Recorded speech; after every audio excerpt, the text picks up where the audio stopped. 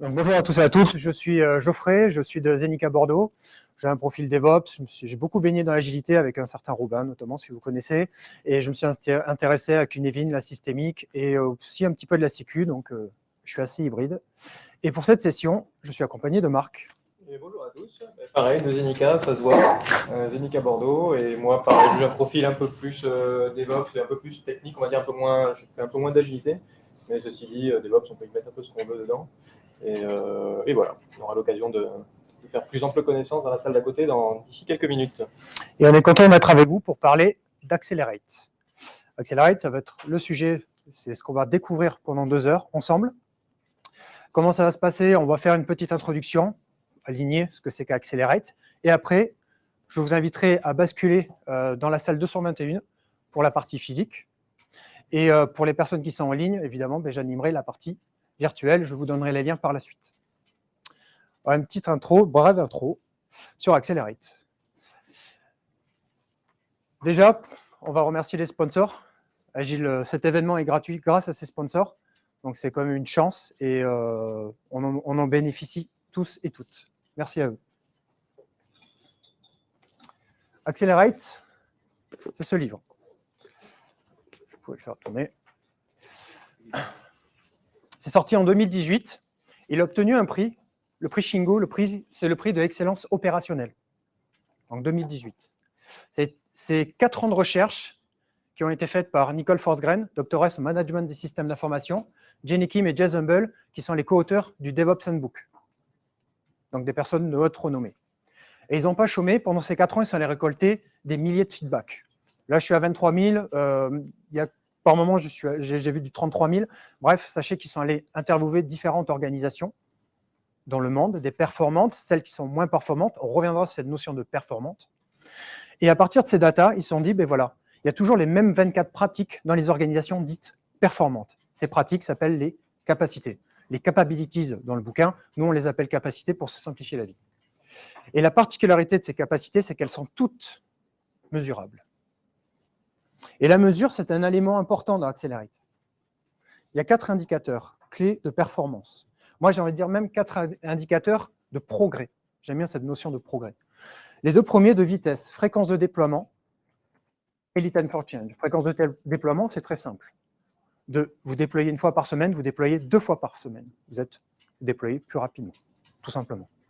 Le lead time for change, vous avez un nouveau besoin. Il y a le premier commit qui est fait par le dev pour commencer à implémenter cette feature. Et c'est le temps jusqu'à que ça arrive en prod. Donc, premier commit jusqu'à que ça tourne en production. Lead time for change. Mais Accelerate, c'est aussi de la qualité et de la stabilité. Et on a 2 indicateurs de stabilité. MTTR et CFR. MTTR, très important. Qu'est-ce qui est admis dans Accelerate? C'est qu'une organisation, c'est un système complexe. Il y a une part de hasard qui échappe à l'humain. Donc, ça veut dire que les erreurs sont inévitables. Au lieu de dire on va corriger toutes les erreurs, on part plutôt sur le paradigme qu'il va y avoir des erreurs, en combien de temps on les détecte et en combien de temps on les répare. Et ça se mesure avec le mean time to restore. En combien de temps je détecte, en combien de temps je répare. Dernier indicateur, CFR, le nombre de MEP, ou nombre de mises en production, où il y a suivi une dégradation, une indisponibilité de service. Ça impacte l'utilisateur. Plus il est bas, plus c'est intéressant. Plus on progresse dans Accelerate. Ces 4 indicateurs vont nous aider à quoi? À nous repérer. Donc ça, c'est le tableau des performers, on va dire son niveau de performance dans Accelerate. Ça, c'est la version 2021. Ça se met à jour, Accelerate encore. En fonction de votre fréquence de déploiement, si vous déployez 1 fois par semaine ou 1 fois par mois, vous allez être un medium, low performance, etc. À quoi ça nous sert? Ça nous sert à savoir où on en est et comment on avance, comment on monte un barreau de l'échelle. On est dans de l'amélioration continue. Le but n'est pas forcément d'être élite. Le but, c'est de savoir où on en est et comment on progresse. Parce qu'en fonction du contexte de votre organisation, peut-être que vous pourrez atteindre le niveau high performance et pas plus. Et comme je vous disais, ça évolue Accelerate. Le laboratoire d'Aura a été racheté par Google en 2018 et ça continue à évoluer. Donc là, vous avez le QR code vers le site si vous le souhaitez. Et ils ont publié il n'y a pas longtemps le State of DevOps 2021 et s'ensuit une nouvelle métrique, la fiabilité, reliability, des nouvelles capacités dans le cloud ou le management du code, la maintenance de code, pardon. Il y a un reclassement par famille, peu importe, et des nouveaux objectifs. Donc, si c'est bon pour vous, si vous êtes prêts à accélérer, je vous invite à tous et à toutes de vous lever et d'aller dans la salle 221. On va vous guider pour ça. Ouais. Tu fais l'ouverture. Et la première instruction quand vous allez entrer dans cette salle, c'est de retourner délicatement les plateaux de jeu. Et à tout à l'heure pour un débrief.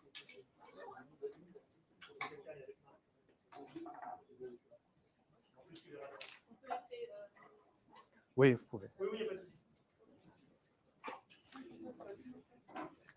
À tout à l'heure. On fait un débrief après. Et pour les personnes en virtuel, j'arrive. Alors, on va sortir de là.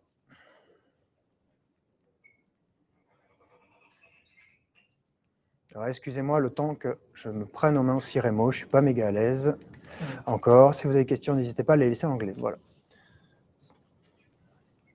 Je vais mettre ma caméra. Coucou. OK. Alors, si vous en avez la possibilité, essayez de me rejoindre sur ce mural. C'est un lien invité. Voilà, ça ne demande pas de création de compte. C'est sécurisé, c'est le mural de Zenica Bordeaux. Et vous n'avez aucune donnée à y déposer, donc venez comme vous êtes.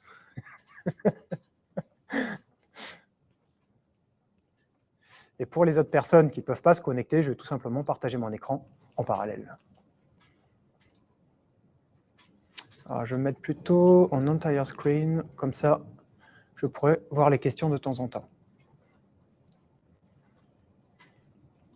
Super, top. Je vais attendre. Vous êtes 1, 2, 3, 4, 5, 6, 7, vous êtes 7. Oui, ça va, là, c'est bon. J'attends que les personnes se connectent. Je vais attendre encore 30 secondes.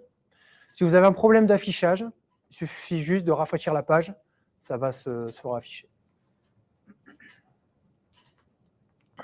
Je vais attendre un petit peu.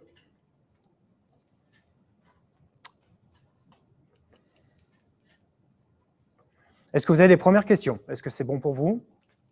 Bonjour Fergal.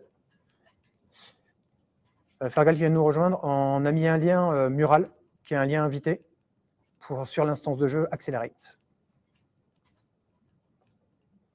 N'hésite pas à nous rejoindre. Super.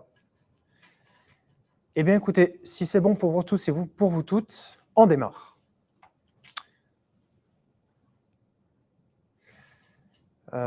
Pourquoi je ne peux pas vous summon? Ça m'agace. Ah. Je perds le focus sur le summon, ça m'énerve. Ça y est. Alors, on démarre. Je rejette un œil, pas de questions, on y va. Ce que vous voyez ici, c'est la vue globale d'Accelerate. Vous avez ça dans le bouquin, à la fin. Nous, on en a fait une version simplifiée et jouable. Donc, simplifiée, pourquoi? Parce qu'il y a quelques endroits où on a réduit des flèches pour la lisibilité, etc., etc.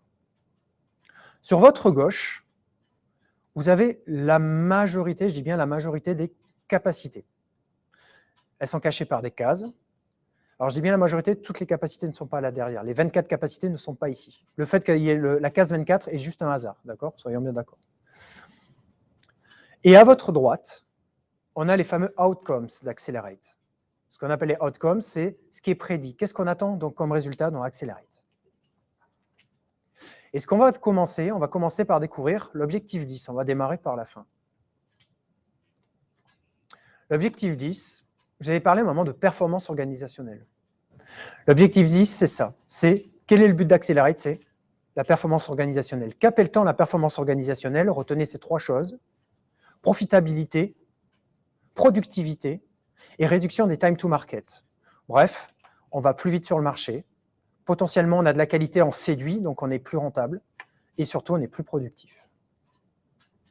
Et ce qu'on va faire, c'est qu'on va commencer à jouer un petit peu pour découvrir pourquoi cette performance organisationnelle peut être impactée par des cases telles que la case numéro 14. Comment ça va se passer? La case numéro 14, comme toutes les autres, sont rattachées à des indices. Les indices sont éparpillés un peu sur le plateau. OK? Je vous donne l'indice de la case 14, écoutez bien. Tester, tester et encore tester. À quoi vous sert l'indice? Il va vous servir à trouver un pictogramme dans la liste des pictogrammes. Donc, je vous invite à tous et à toutes de vous diriger vers la liste des pictogrammes. Et la question est la suivante. Quel pictogramme vous fait penser à l'indice? Tester, tester et encore tester. Pour cela, je vais ouvrir une session de vote.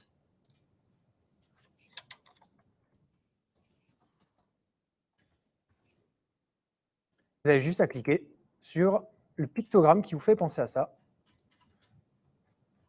Begin voting, c'est parti. Et je vous donne, histoire de tranquillement démarrer, de regarder les pictos, on va prendre 1 minute et 10 secondes pour le faire ça. Si j'arrivais à le mettre en place, excusez-moi. Ok, le clavier numérique n'était pas branché, c'est pour ça. C'est parti. Je vous laisse voter. Quel pictogramme vous fait penser à l'indice tester, tester et encore tester? Vous avez juste à cliquer une seule fois sur un pictogramme qui vous fait penser à ça.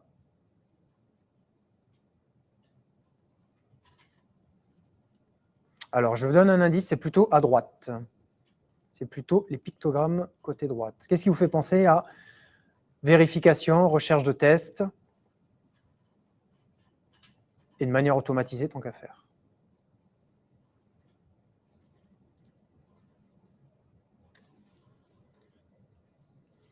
Donc, je vous invite à cliquer.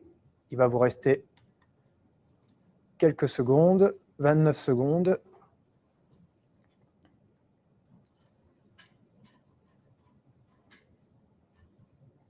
Automatisation de test, vérification, recherche de bugs, tester, tester et encore tester.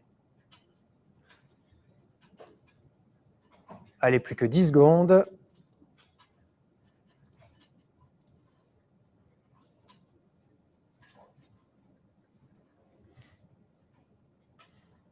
Time's up. Alors, qu'avez-vous voté? Ouais, effectivement, c'était celui-ci que je voulais faire trouver, donc bravo à tous et à toutes. Et je l'enlève de la liste, ça en fera un de moins à chercher. Qu'est-ce qu'il y avait à trouver derrière? C'est la case numéro 14. La case numéro 14, c'est un sujet qui est en entreprise relativement connu et qui est encore d'actualité, automatiser les tests. Donc ça, c'est un sujet, qu'on soit DSI, qu'on soit Scrum, qu'on soit PO, qu'on soit Dev, qu'on soit DevOps, Ops, l'automatisation des tests, on en a entendu parler au moins une fois et c'est un sujet. Il y en a qui le maîtrisent, il y en a d'autres qui le maîtrisent moins. Et ce que dit Accelerate, c'est que mettre en place, c'est une capacité, mais utiliser cette capacité va impacter, vous voyez qu'il y a un chemin, ça va impacter le business. Et c'est ça qui est intéressant dans Accelerate, c'est qu'on va pouvoir découvrir des mécaniques dans Accelerate, de pratiques courantes. Vous allez certainement pas toutes les découvrir des choses nouvelles, mais vous allez voir surtout que vous allez avoir des arguments pour défendre vos idées. L'idée, c'est de dire, voilà, mettons en place, investissons sur des tests automatisés, ça vaut le coup selon Accelerate. Après, il faut pondérer, hein, bien sûr, le coût du bug versus le coût de la maintenance des tests, soyons d'accord, mais augmentons notre niveau d'automatisation des tests jusqu'à une couverture qui est correcte, et ça va impacter notre business. Et c'est ça qu'on va découvrir de manière un peu guidée au début sur ce parcours Accelerate. OK? Avant de découvrir l'objectif 1, qui va être le lien entre l'automatisation des tests et le business, je vous invite à faire ce petit exercice sur le plateau. Sur votre droite, il y a des indices, et donc on a découvert l'automatisation des tests ici. Vous avez des post-it ici, et une question réflexion.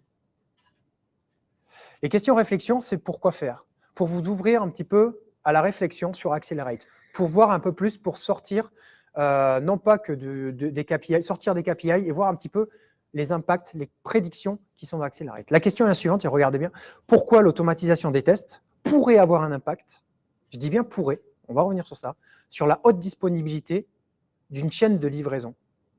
Vous avez des post-it ici. Je vous invite à prendre quelques secondes et à noter vos réflexions. Je vous donne 2 minutes. On fermera plus tôt s'il faut. C'est parti.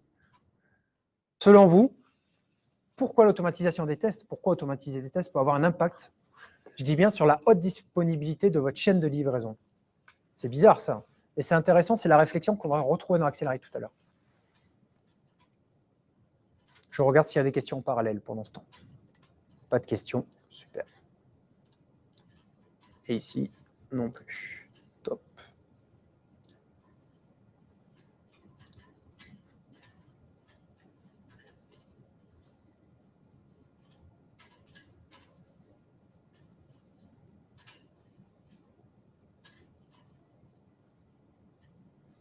Là, il va rester 1 minute environ.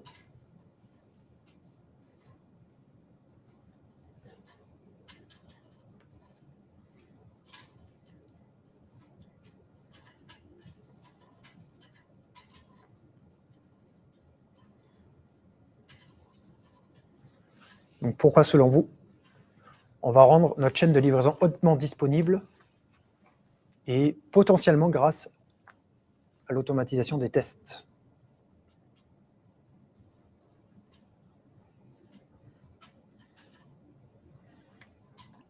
Pour ceux et celles qui n'ont peut-être pas l'habitude de Mural, je ne l'ai pas expliqué, effectivement, j'aurais peut-être dû le faire. Vous double-cliquez sur le post-it et après, ça va ouvrir un curseur et après, vous n'avez plus qu'à taper votre texte. J'ai oublié de le mentionner, excusez-moi.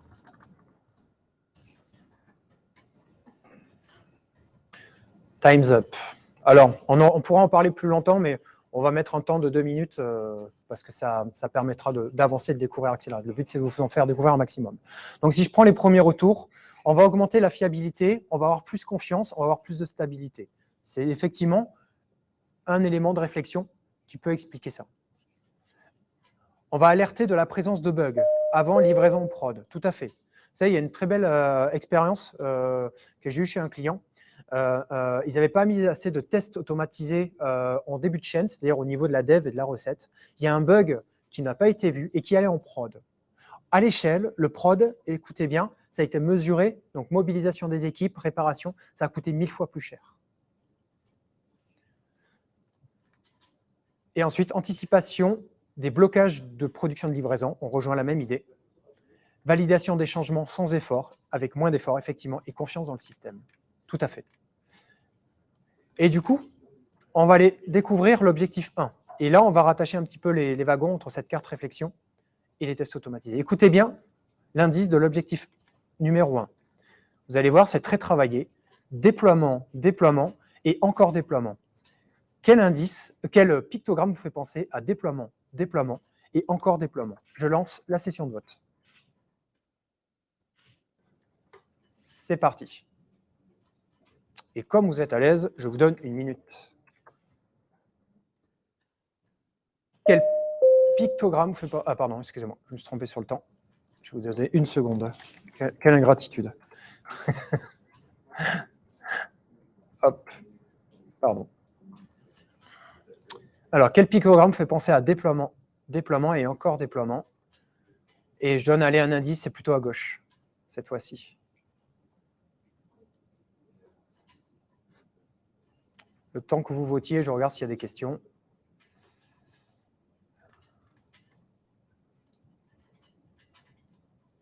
OK. On fera une partie débrief, tous ensemble, à la fin, avec les personnes qui sont également en physique. Là, vous restez quelques secondes, une vingtaine de secondes pour voter. Qu'est-ce qui vous fait penser à déploiement, déploiement et encore déploiement?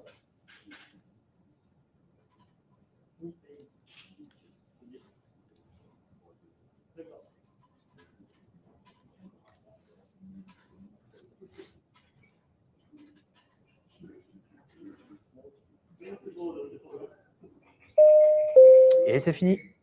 Allez, voyons ce que vous avez voté.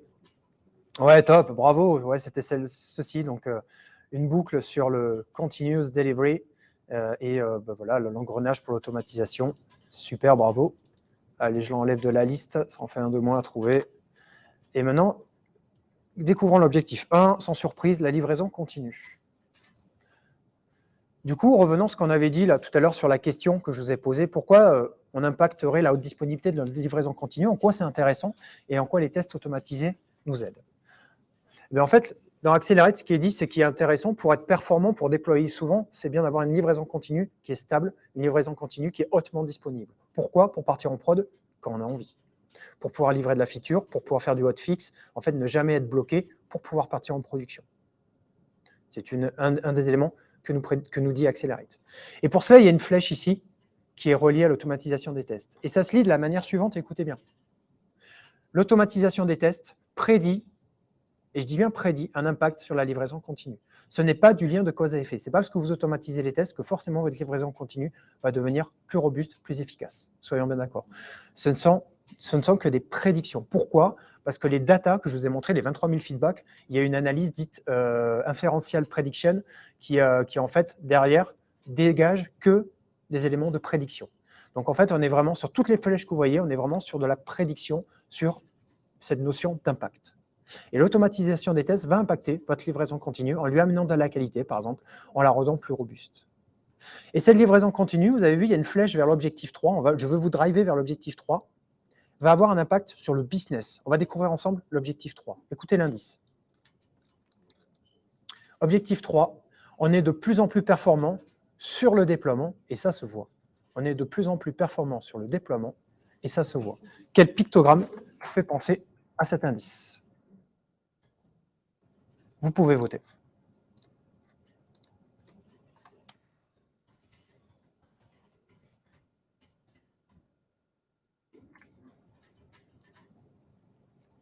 C'est plutôt à droite, je vous donne encore un dernier indice, c'est plutôt à droite. Nous déployons de plus en plus souvent, et ça se voit.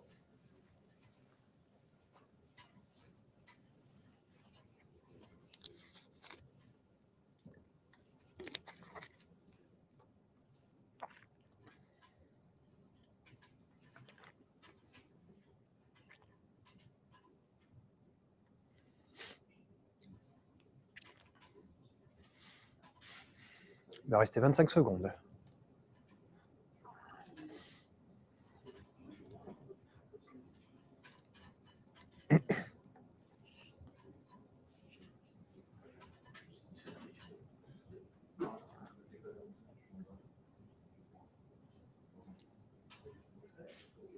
Allez, 4 secondes.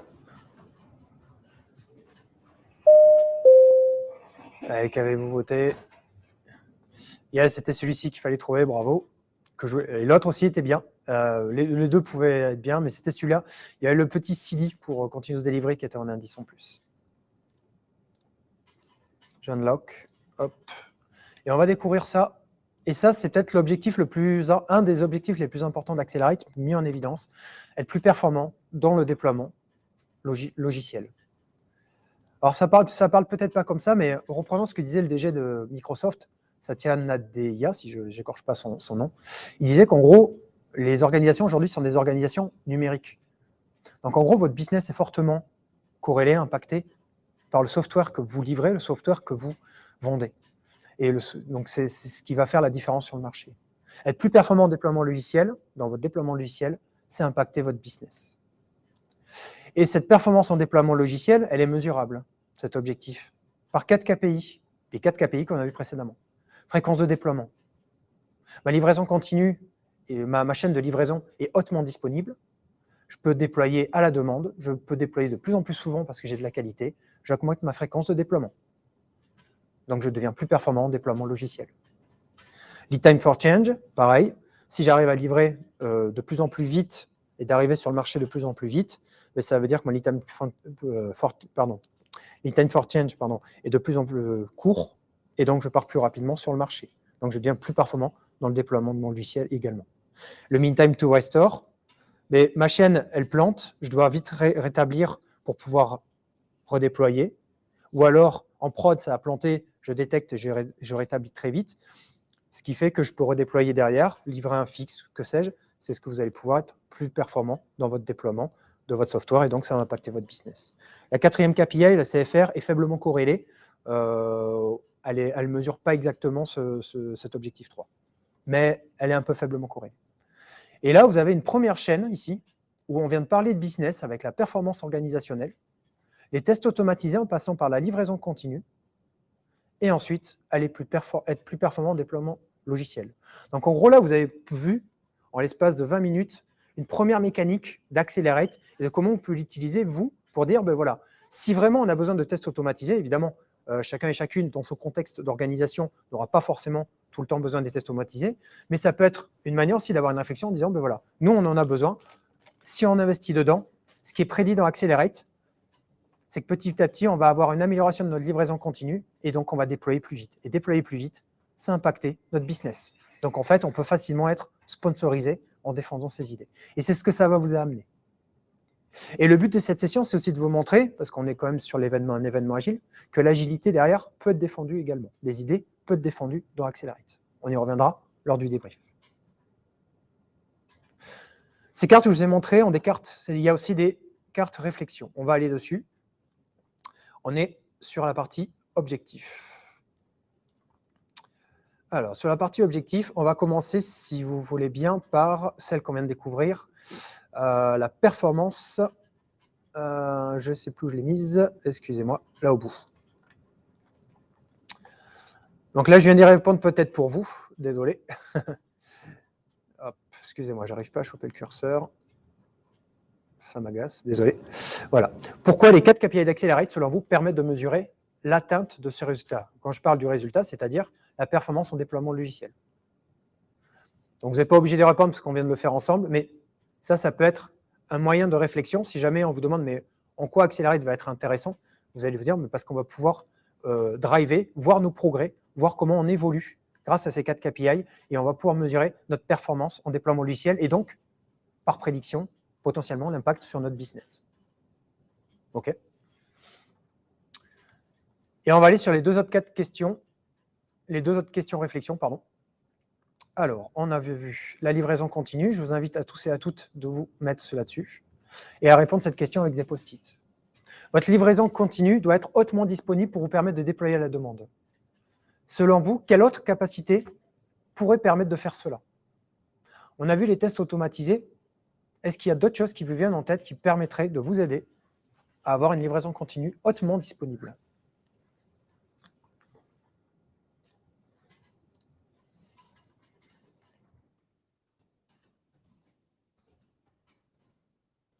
Alors, un DevOps de qualité, ça marche aussi.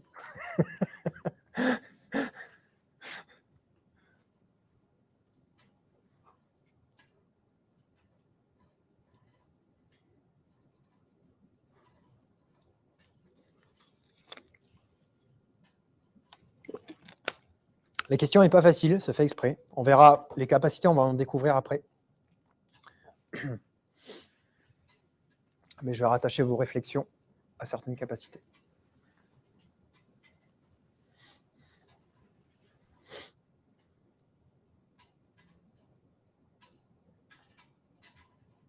On y reviendra dessus après, quand on aura découvert un peu plus de capacités. Alors, je vais prendre l'élément de réponse qui a été fourni. Incrément régulier, intéressant, très intéressant. Et de qualité, ouais. Excellence technique, ouais, de l'équipe. Donc, effectivement, on va y retrouver des choses qui vont être associées dans les capacités Accelerate. Eh bien, je vais couper ça. Et on va aller sur la dernière 4 réflexions, celle de la performance organisationnelle. Là, je passe à toute autre chose. Selon vous, donc la performance organisationnelle, je vous rappelle, c'est productivité, rentabilité, time to market. Comment expliquer, selon vous, que la satisfaction au travail, je dis bien la satisfaction au travail, peut avoir un impact sur cette performance organisationnelle?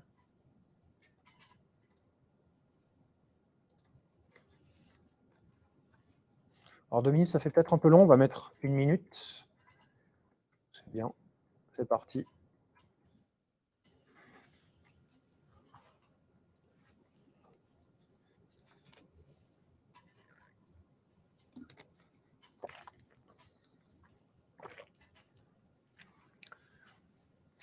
Et ça, c'est intéressant parce qu'en fait, Accelerate, ce n'est pas que des objectifs économiques, il va y avoir aussi des objectifs d'améliorer le contexte de travail des personnes et donc impacter la satisfaction au travail. C'est pour ça que j'introduis ce sujet.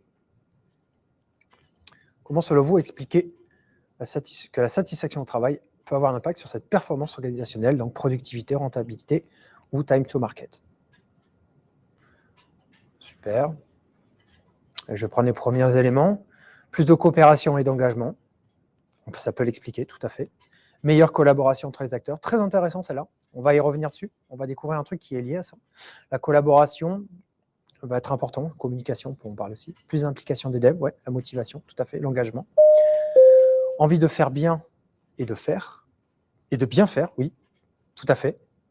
Et enfin, la dernière, communication plus naturelle et directe, tout à fait, entre les personnes, cohésion d'équipe, entraide, pair programming, par exemple aussi, les méthodes de travail. Exactement, tout à fait.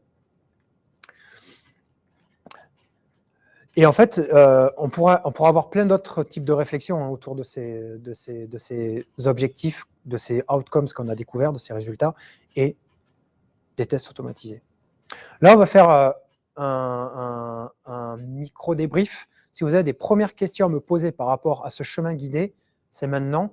Et après, on va aller basculer sur la découverte du reste d'Accelerate si c'est bon pour vous. Je vous laisse quelques secondes s'il y a des questions. Sinon, ça peut attendre à la fin. C'est vous qui décidez.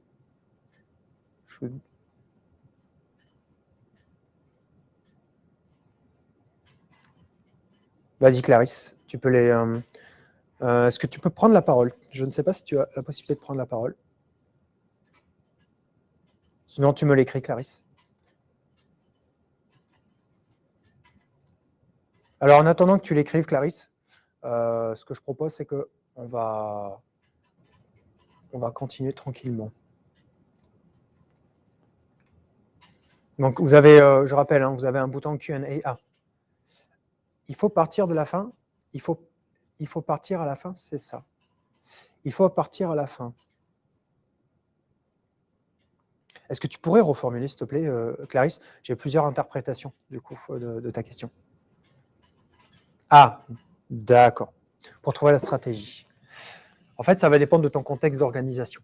Donc, souvent, quand on me pose ça comme question, pourquoi je vous fais partir à la fin? C'était plus pour une manière pédagogique et ludique de dire, ben voilà, on part sur un impact business d'Accelerate. C'est ce qui séduit souvent les commanditaires et les sponsors. C'est cet intérêt économique, c'est normal. Une organisation avec la concurrence, si elle veut survivre, il faut qu'elle-même soit concurrentielle sur le marché. Donc, c'est vrai que l'objectif 10 séduit les organisations. Donc, on dit pour Accelerate Impact, la performance organisationnelle, ça séduit les organisations. Le fait, en plus, de pouvoir être piloté ou voir les progrès grâce aux 4 KPI, ça séduit encore plus parce que ça permet ensuite de pouvoir prendre des décisions business importantes en fonction de comment on avance. Ben voilà, on délivre plus vite, mais notre qualité est moindre. Donc, si ta qualité est moindre, à un bout d'un moment, c'est ton business qui n'est plus trop protégé. Donc, c'est aussi bien de ramener de la qualité. Donc, ça peut être une manière d'entamer la chose. On va découvrir aussi qu'on n'est pas obligé de partir de la fin. On peut partir de l'autre côté du tableau qu'on va découvrir, qui est ici, Clarisse. Donc, la partie leadership. On va découvrir que les leaders et les managers ont un rôle très important, vital dans Accelerate. Dans le livre, vous verrez des anecdotes de ING qui ont demandé à certaines personnes d'adopter ça pour augmenter la capacité d'apprentissage de leurs équipes, pour aller chercher le potentiel de leurs équipes. Il y a une anecdote assez intéressante autour de là. Et puis, il y a une autre manière de démarrer aussi qui est très technique, on pourra en parler également. Ça répond à la question, Clarisse? En partie?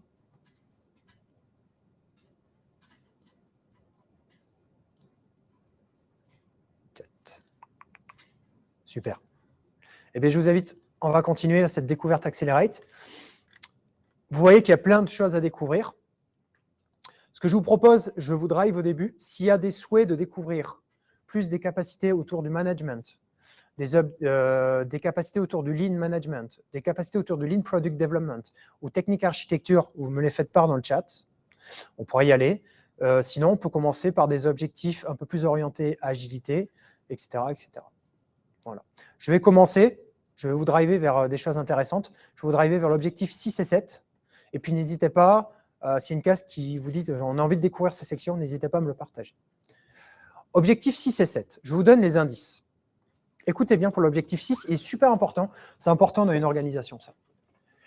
Agir vite comme une ambulance en cas d'urgence, mais sans souffrance. Agir vite comme une ambulance en cas d'urgence, mais sans souffrance. Quel pictogramme? Ouais, ok, il est facile celui-là. Quel pictogramme vous fait penser à ça? Et puis, s'il est facile, je vous mets 50 secondes pour voter. C'est parti. Donc, je redis l'indice. Agir vite comme une ambulance en cas d'urgence, mais sans souffrance.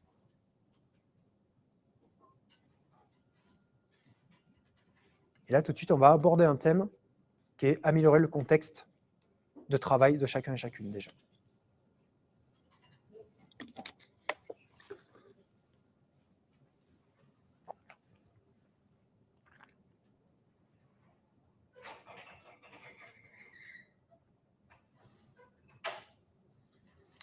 Il va vous rester 13 secondes.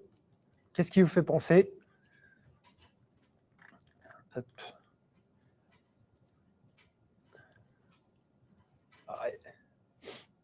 Et 3 votes. Allez, voyons voir le vote. Ouais, effectivement, c'était celui-là, c'était assez facile. Alors, le plus intéressant, c'est qu'est-ce qu'il y a derrière? Eh bien, en fait, derrière cet objectif 6, il y a la chose suivante. Et ça, c'est quelque chose que j'ai vécu notamment avec plusieurs personnes qui sont en ligne là. Moins de douleur à déployer. Moins de douleur à déployer, ça veut dire quoi? Que votre MEP, votre mise en production, devient invisible, indolore et maîtrisée. Invisible, indolore, maîtrisée. J'arrive pas au second, c'est pas grave. Le fait que la MEP devient invisible, indolore et maîtrisable, ça lève petit à petit la peur de partir en prod. Et ça, c'est intéressant. Ça veut dire que cette pression à partir en prod est quand même relativement moins présente. Et c'est ce qui va impacter, c'est ce qu'on va chercher avec Accelerate. On prend un exemple très, très bête. J'ai automatisé mes tests. On va dire que j'ai fortement augmenté ma qualité. J'ai moins de bugs, j'ai moins de blocages. Et du coup, comme mes tests sont passés de manière automatisée, on a fait notre release, par exemple, on est serein, on dit qu'on a fait du pair programming, on a fait un code review, on dit que c'est OK et on peut partir directement au prod.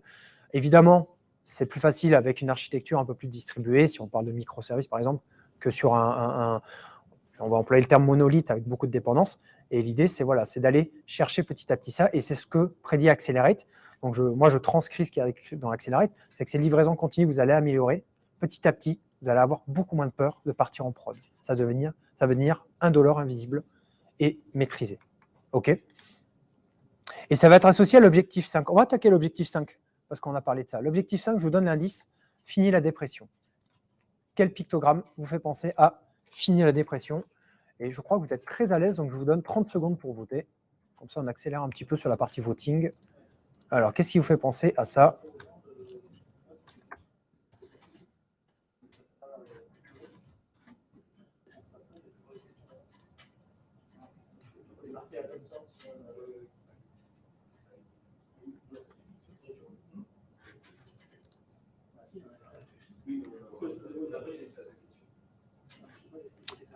Alors, Bertrand, je vais répondre à ta question. Alors, Bertrand dit, j'ai du mal à comprendre la corrélation avec le pictogramme. L'ambulance est l'image de quelque chose qui va mal et que l'on souffre. C'est ce que l'on cherche à obtenir, c'est ne plus avoir d'ambulance. Alors, le pictogramme, c'est juste une manière de découvrir un petit peu en s'amusant, de faire une serious game Accelerate. Okay, donc, il n'y a pas forcément de lien, il n'y a pas forcément de corrélation, il n'y a pas forcément de lien entre l'image et l'objectif. L'objectif, c'est less pain, c'est-à-dire qu'on va avoir moins de souffrance à partir en production, tout simplement. Est-ce que c'est bon pour toi, Bertrand? C'est clair? N'hésite pas à me le dire dans le chat pour qu'on en reparle. Qu'est-ce que vous avez voté? Yes, c'était celui-ci. Bravo. Et donc, vous l'avez trouvé. Je vais l'enlever de la liste. Et donc, l'objectif 5. Écoutez, l'objectif 5, je rappelle, ils sont partis de l'hypothèse et avec les données récoltées, ils sont allés montrer qu'il y avait ces prédictions. Et ils ont fait l'effort, ils n'étaient pas obligés de le faire, de dire qu'en utilisant, vous voyez, il y a beaucoup de flèches qui pointent sur ça, en utilisant les 24 capacités, alors la majorité des capacités, pardon, on va avoir un impact, on va réduire le burn-out. Et les organisations les plus performantes, selon Accelerate, donc il y a des stats, vont aller impacter ce burn-out et réduire le burn-out. Ici, il y a un petit lien. Normalement, si vous cliquez dessus, ça vous mène vers le site du laboratoire avec des données, des datas à jour. Okay, ça, c'est la version 2021. Donc, vous allez pouvoir chercher des informations. Et donc, le less burnout, il est là.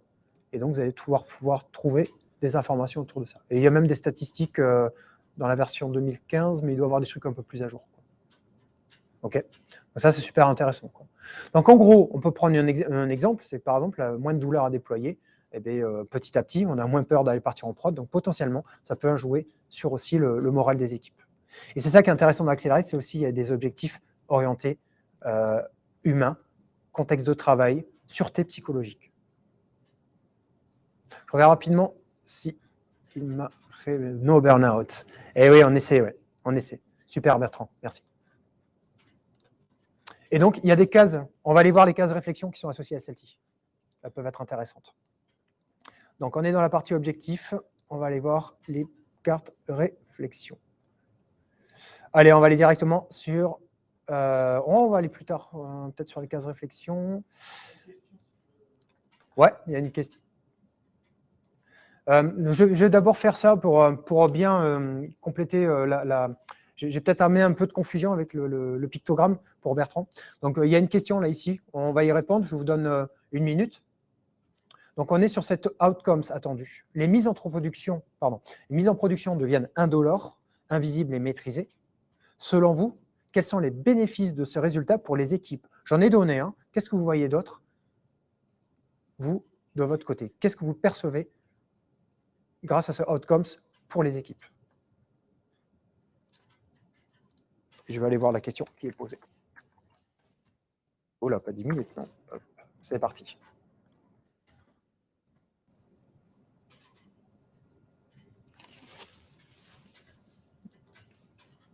Une autre question? Je n'ai pas vu.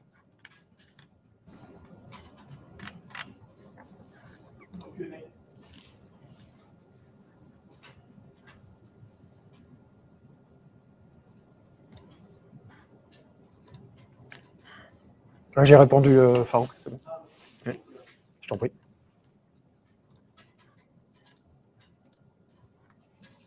OK.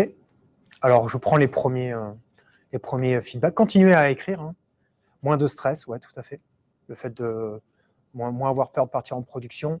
Moi, je le vois dans une organisation chez laquelle je travaille, avec du microservice, faiblement. Donc, on est sur des architectures faiblement couplées.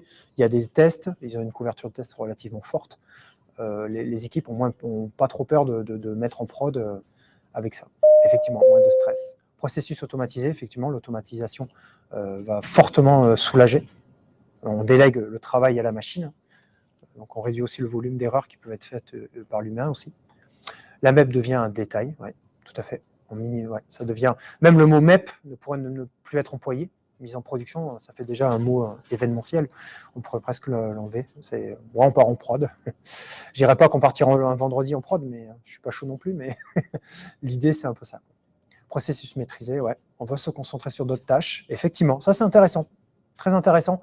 On va découvrir ça dans Accelerate, un des outcomes qui va aller un peu compléter ça. Moins de charge mentale, très intéressant. Ouais, la charge mentale, on va la réduire, tout à fait. Quick feedback, ouais, tout à fait, effectivement. On va être plus serein pour avoir des feedbacks. Et enchaînement plus simple et plus naturel de sortie de version, tout à fait. Esprit plus libre, tout à fait. Super, top. Eh bien, écoutez, ce que je vous propose, on va enchaîner sur un objectif et après, on va aller découvrir des capacités parce que je pense que vous mourrez d'impatience aussi de découvrir des capacités. Eh bien, c'est parti. Je vous fais découvrir encore un objectif et après, on va aller un peu plus sur la capacité. Je vais vous faire découvrir l'objectif 7. Il est super intéressant. Je vous donne l'indice. Ce qui est fait n'est plus à refaire. Ce qui est fait n'est plus à refaire. Quel pictogramme vous fait penser à ça? C'est parti. Une boîte est ouverte et je vous donne une trentaine de secondes. Ça suffit largement. Tac. Oh. Ce qui est fait n'est plus à refaire. C'est plutôt à gauche.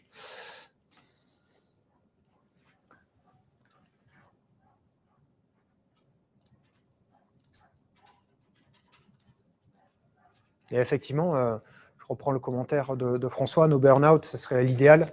Je pense qu'aujourd'hui, surtout à des échelles des grandes entreprises, c'est pas encore maîtrisé ça. Donc less burn-out, c'est déjà une marche vers le no burn-out.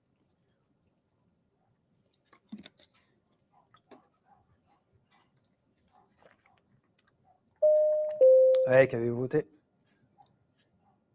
Yes, exactement, c'était celui-ci.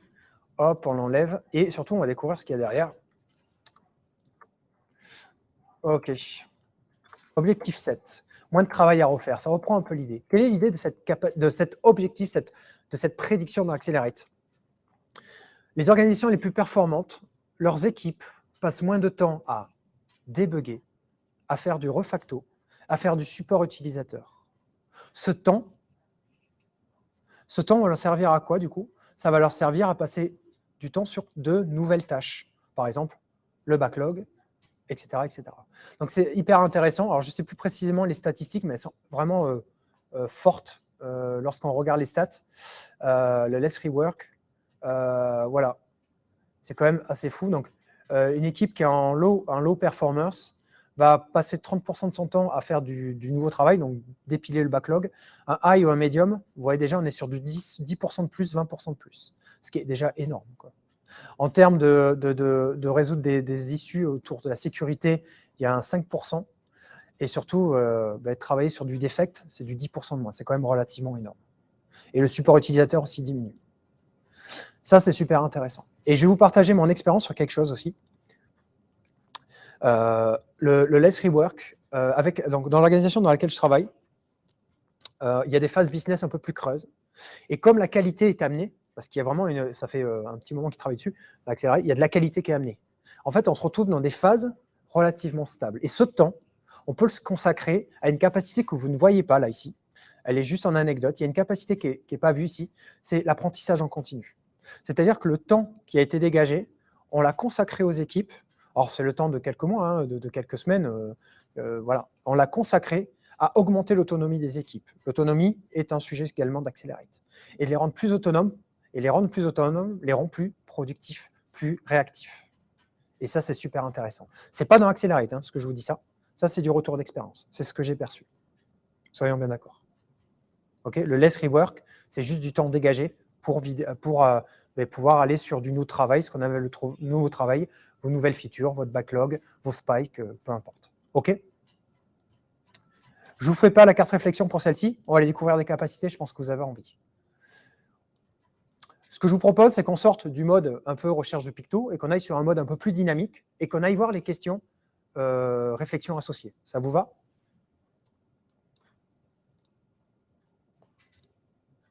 Quand je dis ça vous va, j'ai l'habitude de l'atelier physique, on me répond oui, c'est pour ça. On va découvrir la case numéro 10, elle est hyper intéressante. Je pense que vous connaissez tous et toutes les Working Progress Limits. Notamment, on les retrouve dans Kanban. C'est super intéressant, c'est une capacité Accelerate. Mettre en place une limitation des encours, donc case en cours, doing, limitation des encours.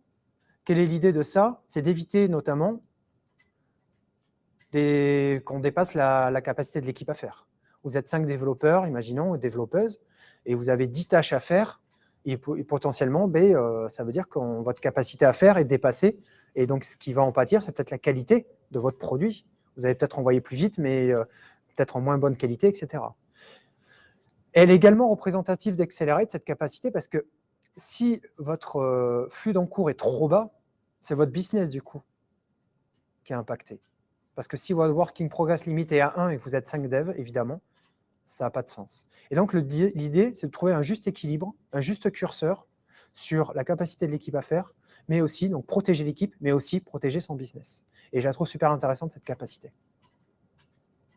Une autre capacité du lean management, que vous connaissez tous et toutes, le management visuel. Parce que je parle d'un atelier qui sensibilise là-dessus, qui est connu, qui s'appelle Au Tableau, notamment mis en avant par Alexandre Boutin.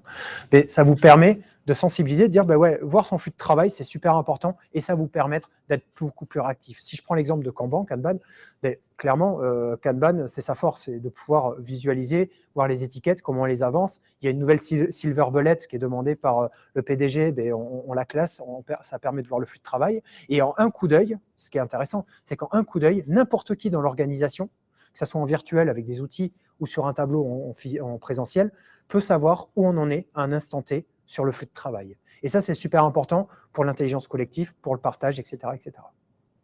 Et vous voyez qu'il y a des flèches qui partent partout sur les prédictions, sont un peu partout sur l'ensemble du plateau Accelerate. OK ?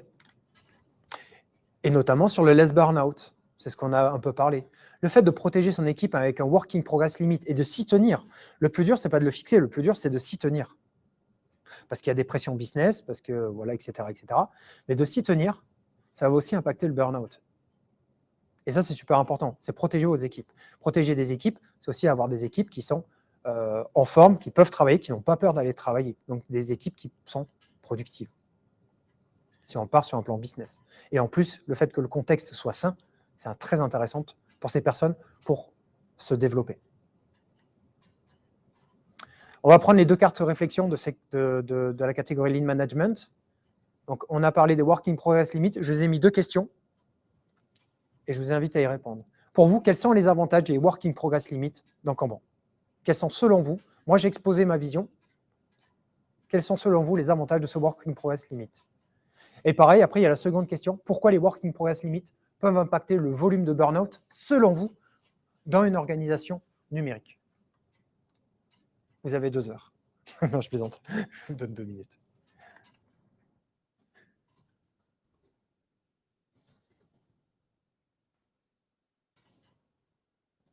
C'est parti. On revient sur la partie questions s'il y en a. Oui, tout à fait, Bertrand. Attends, Bertrand, c'était sur quoi que tu réagissais quand tu faisais oui? Si tu as le temps de le noter.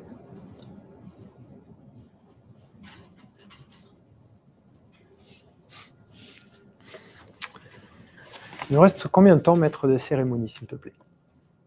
Il reste 50 minutes. Super. Merci. Oui, tout à fait. Ouais. Le distanciel, je le vois notamment avec des outils en ligne. Ça permet à quelqu'un qui est absent, en un coup d'œil, de voir aussi ce qui se passe et c'est aussi puissant. Je pense que le présentiel est plus puissant. Ça peut être un long débat. Je pense que le présentiel est quand même un peu plus puissant parce qu'un directeur, un manager qui se promène dans les couloirs peut voir le tableau et suivre l'actualité de ce qui se passe. Mais le distanciel marche aussi bien. N'hésite pas à compléter ou à démentir, à partager ton expérience, Bertrand. Alors, je commence à dépiler. Alors, sur la question, quels sont les avantages du Working Progress Limit? Pouvoir bien finir les tâches plutôt que juste les commencer. Oui, tout à fait. Effectivement, c'est bien vu. Meilleur focus, ouais. Moins de disruption, tout à fait. Objectif simple et humainement réalisable. Ouais, tout à fait. Une pondération de ce qui est à faire et de ce qui est faisable, exactement. Et une prise de conscience, potentiellement aussi, qui peut amener à la responsabilité, non pas que des équipes de dev, mais aussi des responsables, des managers. Limiter la charge mentale, tout à fait, ouais. Il faut que je zoome, excusez-moi. Rendre visible les dysfonctionnements, oui, tout à fait, c'est l'avantage aussi de ça. Il y a un très bon écrit d'une boîte autour de ça. J'ai perdu, c'est rendre vos flux de travaux visibles, édité par IT Revolution et qui est très intéressant. Maîtrise des flux, tout à fait, du flux. Et l'entraide quand une personne est bloquée. Oui, tout à fait, c'est vrai.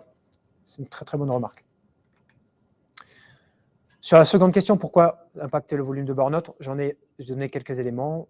Bonne vision du reste à faire. Effectivement, moins de sentiments de surcharge. Très intéressant. Effectivement, la charge mentale ou le sentiment de surcharge est fortement réduit. Moins de sentiment d'être sous l'eau, tout à fait. C'est une partie émotionnelle très intéressante. Parce que ce n'est pas visible et pas forcément pris en compte par tout le monde. Le quick win. Ouais, tout à fait, c'est vrai. C'est vrai que c'est un truc qu'on peut mettre en place très rapidement et avec un impact direct. Sentiment de réussite et de victoire, je suis d'accord. Propice à l'expérimentation. Ah, intéressant. Propice à l'expérimentation. OK. Donc ça peut être un truc à appliquer directement quand vous rentrez dans l'organisation. Ben voilà, les work in progress, on n'a pas l'habitude, on va peut-être se discipliner, on y va, on teste, on va fixer un seuil. Au début, le seuil ne sera pas le bon, pas le bon. Ce sera peut-être pas le plus idéal pour vous, mais vous allez l'ajuster au fur et à mesure. Rien n'est ancré. Le but, c'est de faire votre accelerate au fur et à mesure. Je dis bien votre accelerate, c'est-à-dire qu'au début, le working progress, vous allez le mettre à 10, je dis une bêtise, et puis petit à petit, vous apercevez qu'il faut le mettre plutôt à 8, et puis peut-être que vous vous êtes dit, peut-être qu'il faut qu'on le mette à... faut peut-être qu'on n'en ait pas. Après, ça dépend de votre contexte. Après, si vous l'appliquez, ça prédit quand même quelque chose de bon pour votre organisation. Super. Je reviens sur la partie questions. Un cas d'un atelier. Oui. OK. Super. Top. OK, on va découvrir des capacités autres. Alors, il y a un peu de culture, il y a un peu la posture des leaders, il y a la partie product development. Tu as parlé d'expérimentation, on va découvrir la case 9, c'est intéressant, j'aime bien la 9. La 9, expérimentation en équipe. Alors, qu'est-ce qui est dit là-dedans?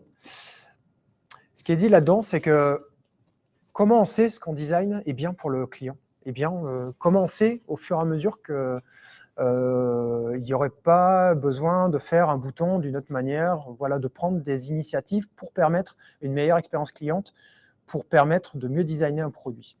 L'expérimentation des clients, ça peut être un exemple, l'A/B testing. Il n'y a pas que ça, hein, soyons bien d'accord. Mais ça peut être une manière aussi, c'est un aboutissant, de dire, voilà, de manière collective, on va tester, vous êtes sur du front, et vous dites en tant que dev, par exemple, ou en tant que Scrum, ou PO, bah, ce serait mieux que le bouton, qu'il soit à droite, il soit à gauche. Pourquoi? Parce que pour l'expérience utilisateur, ce serait beaucoup mieux. Et donc, on va sortir des specs, et ouais, on sort des specs, on fait ça, on fait l'expérimentation, on fait une double branche, on peut faire de l'A/B testing, et on voit qu'est-ce qui marche le mieux. Et à partir de là, on récolte les feedbacks, on raccourcit cette boucle de feedback, et on voit ce qui plaît le plus aux utilisateurs. Et c'est cette audace un peu de sortir de l'aspect qui est demandé, de challenger et de sortir un petit peu de ce qui est inscrit dans les specs. Ça, c'est super intéressant. Pour ceux qui connaissent l'approche produit, notamment de Marty Kagan dans Inspired, il y a toute une phase de discovery, de découverte du produit que les utilisateurs aiment. Il y a une problématique. Pour répondre à cette problématique, au lieu de dire on a une solution, c'est plutôt on a des idées. Essayons de designer un prototype qui peut plaire. Et petit à petit, avec cette phase de découverte, on va designer quelque chose qui plaît. Et ça, on va le faire en équipe, parce que ce soit l'ingénieur, le dev, le Scrum, peu importe, on a tous notre pierre à mettre, on a tous notre mot à dire pour designer ça. Et ça, selon Accelerate, ça prédit un impact sur votre performance en déploiement logiciel. Et en plus, l'expérimentation en équipe, ça vous permet de vous apprendre, de mieux vous connaître, de collaborer entre vous. C'est intéressant, ça. La case 7, ça, je pense que tous et toutes, vous en avez entendu parler, et vous êtes tous convaincus, là, je ne vous apprends rien, mettre en place, se débrouiller pour avoir des retours clients ou de votre utilisateur final. Cette proximité pour aller réduire la boucle de feedback est super importante. Comment savez-vous que ce que vous faites plaît au client? Comment vous pouvez savoir sur un dev de 2 mois, 3 mois, que ce que vous faites sans une démo, ça plaît vraiment? Vous commandez une voiture et vous attendez 1 an. Comment être sûr que ça va vous plaire finalement cette voiture? Ben, en fait, vous le savez parce que les personnes vont revenir vers vous, vous montrer l'évolution, l'avancement de la création de la voiture, du design. Vous allez dire, ben ouais, mais non, moi je préférais des sièges en cuir plutôt que des sièges comme ça. Et c'est l'idée derrière. Le but, c'est d'aller chercher cette proximité avec vos clients, savoir que ce que vous designez a de la valeur pour lui. On parle bien de valeur. Et plus c'est court, et plus votre boucle de feedback va être rapide. Et je l'ai eu il n'y a pas longtemps aussi chez un client, tout simplement, un client qui demandait un bouton, pour une question d'accessibilité, un bouton bleu plutôt qu'un bouton de couleur verte ou rouge. Accessibilité visuelle. Et donc ça, grâce à une démo, on a tout de suite pu le corriger, le mettre dans le backlog et faire partir ça très rapidement. C'était facile à corriger. Et c'est super important. Et si on part un peu approche produit, j'aime bien rattacher Accelerate à l'approche produit, même si ce n'est pas mentionné dedans, hein, soyons bien d'accord, mais on peut voir aller jusqu'à la collaboration, voir le partenariat avec son client. Et là, on arrive sur une relation qui est relativement saine, forte, qui permet vraiment d'échanger rapidement sur ce qui est en train d'être construit. Et ça, pareil, ça a un impact sur, selon Accelerate, ça prédit des impacts directement déjà sur la performance organisationnelle, parce que cette proximité avec le client, je pense qu'en termes de relation de confiance, si c'est établi, ben, en fait, c'est quand même relativement sain et plus simple si on part sur une partie business, on passe du prospect à quelqu'un qui monétise, qui achète vos services, parce qu'il a confiance, parce qu'il aime vous designer quelque chose qui lui plaît. On va aller sur les 2 questions réflexion pour ces cartes qui sont tout en haut. Alors, on va commencer ici. Selon vous, pourquoi obtenir des retours clients-utilisateurs et pourquoi ça peut impacter votre fréquence de déploiement? C'est pas simple comme question. Pourquoi ça peut impacter votre fréquence de déploiement? Accelerate, vous allez voir que par moment, il y a des questions qui ne sont pas très compliquées, surtout celles de l'expérimentation en équipe, vous verrez, mais c'est normal. C'est aussi des axes de réflexion que vous allez devoir avoir dans votre organisation si vous adoptez Accelerate. Pourquoi, selon vous, les démos, le retour client, appelez-le comme vous voulez en fonction de la manière dont vous le faites, On ne juge pas la manière de le faire, on dit, voilà, pourquoi ça peut impacter votre delivery, tout simplement. Et je reviens sur Emo. Ah, chat, 3 anecdotes. 3... je vais arriver. Alors, Bertrand, on est quasiment sur du 100% TT avec mon équipe. On a besoin de se retrouver une fois par semaine. Alors, télétravail pour TT, pardon. De se retrouver une fois par semaine, mais le distanciel ne nous a pas impacté. On a trouvé notre vitesse de croisière. Bravo. Bravo. Bravo, parce que ce n'est pas forcément simple. J'y suis arrivé aussi, mais toutes les équipes n'ont pas forcément ce retour, donc bravo. On a fait toujours Bertrand, on a fait plusieurs forums ouverts en distanciel, ça c'est très intéressant, ça marche bien, tout à fait. Donc là, tu as un exemple de forum ouvert aussi que tu peux designer pour Accelerate. Tu peux lancer des sujets comme ça et faire réfléchir les équipes avec des cartes réflexion, comme tu le fais bien. Ça peut être une manière de faire, donc tout à fait, c'est très très bien. Le forum ouvert, c'est très puissant. Et dans un atelier comme celui que tu nous présentes, distanciel, je l'imagine très compliqué. Tu es face à des personnes que tu ne connais pas forcément, oui, et où la boucle de feedback, oui, c'est ça. Moi, il me manque le micro, effectivement, et je t'avoue que la partie physique est beaucoup plus forte. Vos collègues, vos amis qui sont à côté, qui font la partie physique, et, ils sont par groupe de 6, et les interactions sont beaucoup plus fortes, et c'est super sympa. Alors, c'est des petits groupes, hein, entre 5 et 6, sinon, si tu connais le Dunbar Number, on essaie de rester sur un truc assez petit. Et derrière, on les fait interagir. Et le langage corporel, exactement. Ouais. Et c'est plus facile pour tous et toutes de s'exprimer. Les personnes peut-être un peu plus... il y a les extravertis, introvertis. Les personnes plus introverties en distanciel, je trouve qu'elles ont pas la chance de s'exprimer pareil qu'en présentiel. C'est mon avis, hein, c'est un retour d'expérience. Alors, je prends ce que vous avez noté. Alors, pourquoi, selon vous, les retours clients-utilisateurs peuvent impacter vos fréquences de déploiement? Les problèmes réels remontent vite. Tout à fait. Donc, si on les remonte vite, on peut les corriger. Et donc, ce qu'on va déployer ne va pas être bloqué, on va partir en prod, tout simplement. Par exemple, c'est une idée qu'on peut développer. Prise en compte directe du marché, business et adaptation du contenu, tout à fait. Échange plus rapide autour des pain points, exactement. Et aussi des quick wins, tout à fait. Feedback client pris en compte plus vite, ça rejoint les premières idées. Et éliminer des features au profit d'autres avec plus de valeur, oui, effectivement, c'est bien vu. Seconde question, pour la team experimentation, elle est plus dure. Ah oui, mais il faut que je vous fasse découvrir quelque chose avant. Allez, je vous drive sur la culture organisationnelle de Westrum. N'ayez pas peur, c'est facile. On va voir ça ensemble. Et ça, c'est très important pour les gens qui, dans l'agilité, pour le contexte d'entreprise. L'objectif numéro 2, qui est une capacité, mais également un outcome. Vous voyez plein de flèches dessus. La majorité des capacités Accelerate va impacter positivement, va prédire la naissance de quoi? D'une culture organisationnelle de Westrum. Qu'est-ce que c'est que ça? Je vous rassure, c'est facile. Westrum est un sociologue, encore vivant, très accessible, et il fait encore des podcasts avec Jenny Kim, donc un des auteurs du Phoenix Project et du DevOps Handbook. Et il est accessible sur LinkedIn, Ron Westrum. Ce sociologue qui a travaillé alors sans vous dire de bêtises, dans la santé et l'aviation, il me semble, là où en fait des vies humaines sont quand même relativement en jeu, a identifié 3 typologies d'organisation. P pour pathologique, B pour bureaucratique, G pour générative. Allez, on va aller voir ce qu'il y a dessus. Le site est vachement bien. Vous pouvez vous appuyer de ça. Alors, ça met un peu de temps, excusez-nous. OK. Eh bien, les pathologiques, c'est plus orienté. Qu'est-ce que la pathologique? Si vous prenez un petit peu, ça ressemble un peu aux organisations rouges dans Reinventing the Organization de Frédéric Laloux.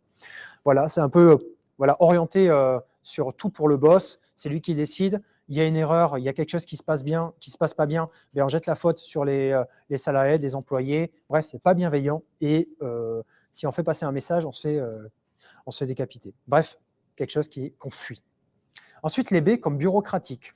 Ça, c'est un peu plus les organisations Ambre, qu'on peut retrouver dans le bouquin.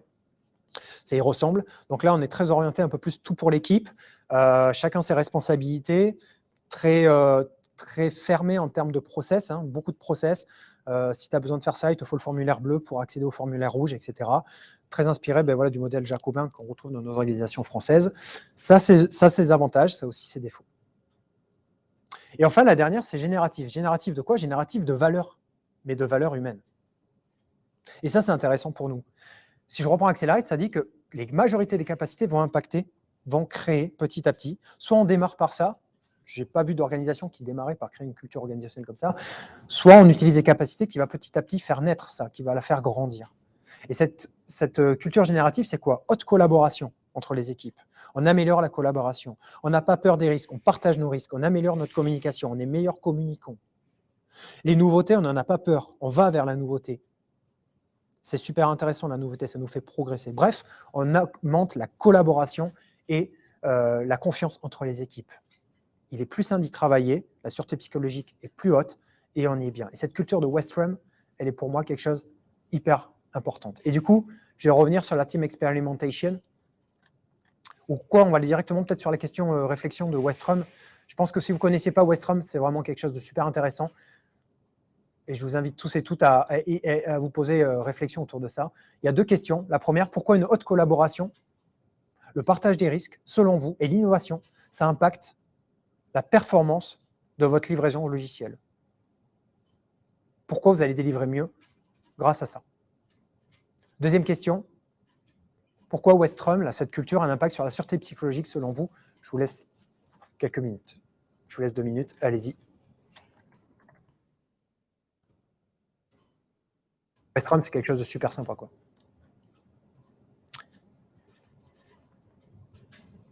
Et vous voyez qu'il y a un atelier, qui est tout fait pour s'évaluer dans les équipes ou s'évaluer sa direction. C'est de mettre un système de post-it en disant chaque équipe, dans le membre de l'équipe, chaque membre de l'équipe vote, met un post-it à l'endroit où ensemble, voilà, est-ce qu'on vous semblez plus bureaucratique sur la coopération? Est-ce que vous semblez plus génératif sur le partage des risques? Où on en est? Et après, une fois que vous avez ces post-it et que vous savez où vous en êtes, comment monter un barreau de l'échelle? Ça peut être une manière d'évoluer dans Westrum, de tendre vers cette culture générative.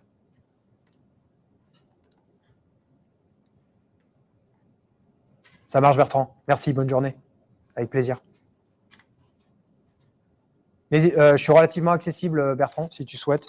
Tu me trouveras facilement sur LinkedIn, tout ça. Avec plaisir d'échanger. Vraiment, c'est des sujets qui me passionnent. Donc, si tu as besoin, ou même par mail, et on vous passera les slides dans tous les cas.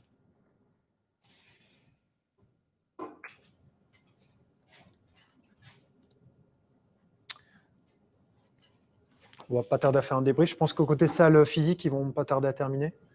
On va faire un débrief avec tout le monde. Alors, je prends les premiers écrits.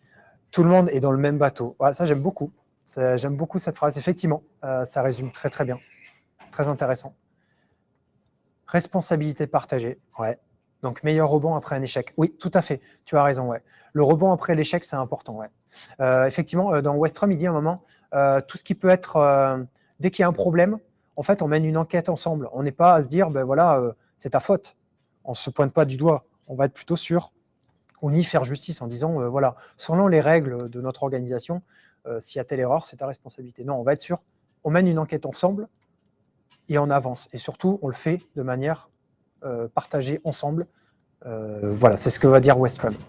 Donc, très intéressant ce que tu dis. Et cet échec pour progresser plus vite. Exactement. La culture de l'échec également pour progresser plus vite, c'est important. Ouais. Exactement. Il ne faut pas avoir peur de l'échec. Au contraire, il faut l'embrasser, il faut l'adopter. Okay. Dans 5 minutes, on commencera un débrief. On va continuer. Si vous avez des choses que vous voulez absolument découvrir, dites-le moi. C'est vrai que la version virtuelle, on peut un peu moins découvrir, mais je vous ai montré un petit peu comment découvrir un petit peu. Est-ce qu'on va peut-être sur la partie un peu management? Ça peut être intéressant. Et puis, je pense que ça peut être super intéressant pour vous, la partie management. Allez, je fais ça. Il nous reste 5 minutes. Allons-y. Le leadership transformationnel, c'est une capacité. OK? À l'intérieur, il y a 5 cases. Ces 5 cases, ce sont les postures que demande Accelerate pour aller vers la performance. OK? Donc, soyez bien d'accord. Le leadership transformationnel, c'est une capacité, très bien, de la famille culture. Et il y a 5 postures dedans. On va découvrir ces postures ensemble. Vision. Que dit la vision? Donc là, ça va être on va aller voir les cartes réflexion. C'est dire, ben voilà, votre responsable, votre manager est capable de vous fournir, de savoir où va votre équipe sur du court terme, mais aussi sur du long terme. Quand je dis long terme, ce que dit Accelerate, c'est du 5 ans. C'est beaucoup. Mais votre leader et votre manager est capable aussi de vous fournir la vision, vers où va l'organisation. Pourquoi faire ça? Peut-être que vous êtes comme moi, vous avez déjà fait des projets un jour. Alors, moi, ça m'est arrivé il y a longtemps, où en fait, vous avez fait un projet pendant 6 mois, et en fait, au bout d'un moment, l'organisation a dit, mais non, mais ce n'est pas du tout notre stratégie, donc on annule ce projet. Et donc, les 3 mois, 6 mois de travail que vous avez fait sont mis à la poubelle. Et ça, c'est quelque chose qui arrive assez souvent. Le fait d'être sûr, d'être aligné, de se dire que la vision de l'objectif de l'organisation est bien la même et en adéquation, en corrélation avec la vision de la mission de l'équipe, c'est ce que doit vous fournir et c'est ce qu'on doit garantir aujourd'hui pour être plus performant. Et c'est ce que dit Accelerate. La case numéro 2, stimulation intellectuelle. Alors, on ne va pas vous électrocuter pour apprendre plus vite, hein, c'est pas ça. Mais l'idée, c'est votre responsable, votre manager, peu importe, middle manager, votre directeur, et doit être capable de vous dire, ben voilà, comment tu peux faire mieux. Revois ton travail. Tu as vu de cette manière, c'est très bien. Mais comment tu pourrais faire mieux? Et ça va impacter, par exemple, la team experimentation, par exemple. On va dire, ben ouais, ok, on pourrait voir les choses de cette manière, on va sortir un petit peu du cadre, des specs, on va tenter ça. Et c'est également saisir des opportunités pour développer, pour permettre à la personne de développer de nouvelles capacités, tout simplement. Communication inspirante, quelqu'un qui est positif et qui fait prendre conscience que le changement, parce qu'Accelerate, vous avez vu, il y a beaucoup de changements, de transformations, ça peut faire peur. Et bien en fait, le fait d'avoir un leader manager qui encourage vers ça, c'est super important. Et c'est ce qui est adopté dans les organisations performantes. Leadership de soutien. Votre manager sort du management directif de temps en temps pour être sur une écoute. Il prend en compte les besoins de chacun et chacune et de l'équipe. Et il essaie, je dis bien il essaie, de les mettre en avant. Il essaie de les faire passer en avant. Et là, dans l'organisation où je travaille, si je devais évaluer sur 5, la majorité, on est quasiment sur du 4 sur 5. Alors non pas qu'ils n'en adoptent pas une, c'est juste que ce n'est pas forcément tout en fait à fond, mais on est quasiment sur du 3,5, 4 sur 5 d'adoption. Et du coup, je sens la différence en termes de possibilités dans l'Accelerate, de ce qu'on peut faire dans l'Accelerate. Et la dernière, c'est la reconnaissance du personnel. Imaginez une personne qui dit, bah, écoute, je te mets en avant sur ce sujet parce que je connais tes compétences, je te fais confiance, tu as fait un super travail la dernière fois, bravo, et c'est toi que je veux mettre en avant sur le sujet. Donc vous avez quelqu'un qui vous connaît, qui connaît vos compétences et qui sait vous mettre en avant sur les bons sujets, et notamment peut-être sur des sujets techniques. Et pourquoi je vous parle de cette posture de leadership? On parle de transformationnel, parce qu'il va chercher à augmenter la performance de l'équipe. Comment? En sortant les interférences. Performance égale potentiel moins interférence. Vous trouvez ça dans des livres de coaching de performance. Performance égale potentiel moins interférence. Si votre leader, manager lève les interférences, c'est votre potentiel qui va se mettre en évidence. Et donc ça, c'est super intéressant pour les personnes, pour les devs, pour les équipes, pour les scrum, n'importe qui dans l'organisation, d'avoir quelqu'un qui vous permet d'aller chercher votre potentiel. Et moi, c'est ce que je vis au quotidien dans l'organisation auquel j'évolue. Et ça, c'est super puissant parce qu'en fait, derrière, regardez, c'est juste que le leadership management impacte 70%, 80% d'Accelerate. Il va y avoir un effet snowball de prédiction. Et ça, c'est super puissant.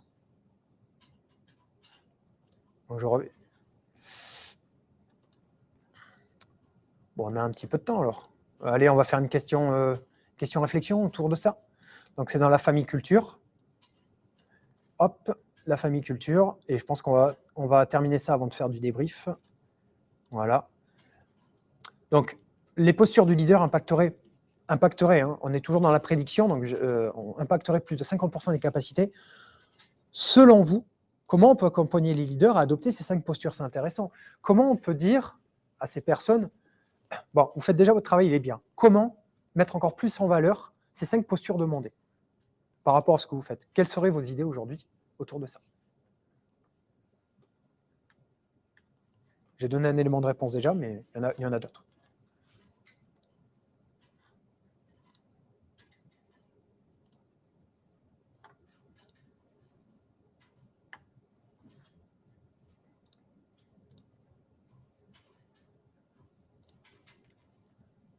Elle est pas simple comme question.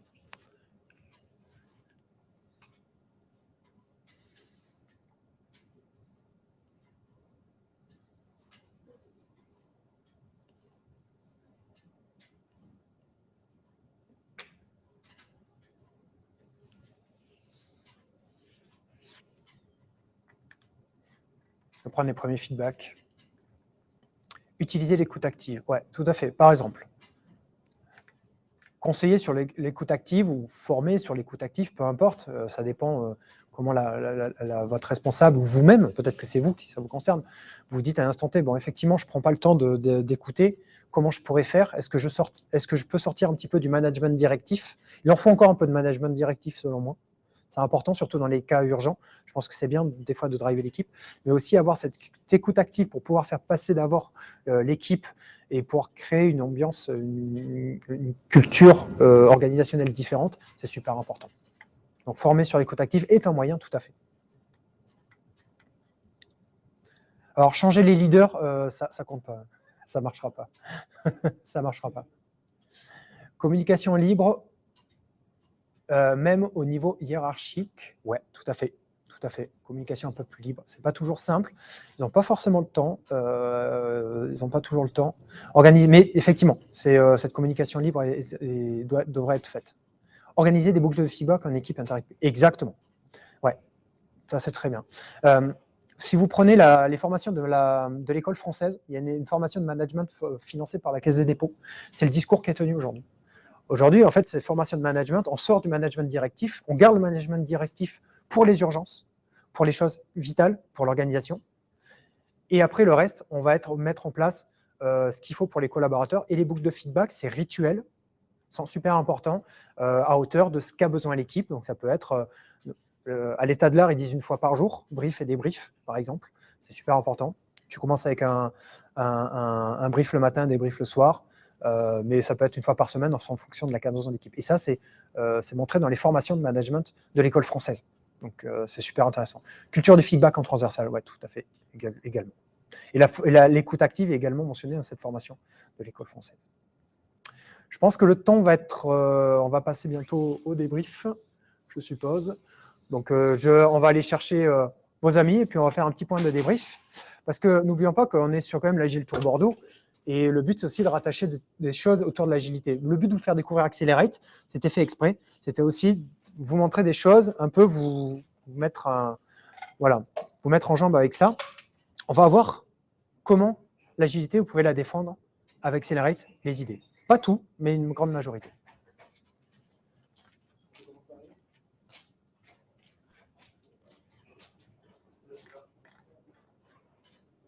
Et je vous remercie pour votre participation, c'est super. Super feedback, bravo. Est-ce que tu peux montrer les cases? Oui, bien sûr. Oui, effectivement, vos amis, vos collègues ont eu ça. Alors, désolé pour les zooms des zooms, hein, je vous fais des hauts le cœur. On va aller sur Lean Product Development qui pose la question. C'est François et Clarisse. OK.